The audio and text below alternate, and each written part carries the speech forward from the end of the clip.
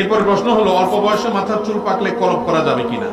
অল্প বয়স হোক আর বেশি বয়স হোক, চুল যদি পেকে যায়, নবী আলাইহিস সালাম বলেছেন, জান্নিবু গায়্যিরু হাযা শাইবা ওয়া জান্নিবুহু সিওয়াদ, তোমাদের চুল দাড়ি পেকে গেলে এটাকে কালারফুল করো, পাকা সাদা রাখি দিও না। বিশেষ করে যখন সব পেকে যায় সেগুলোর কথা বলা হচ্ছে।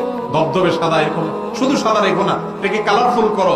ইহুদিরা শুধু সাদা রাখে, তাদের থেকে ব্যতিক্রম করতে হবে। তো কালারফুল করতে গিয়ে আবার দেখিও ব্ল্যাক করিও না, কালো করা যাবে না। ওয়াজান্নিবুহু সিওয়াদ, কিন্তু কালো কালার করা যাবে।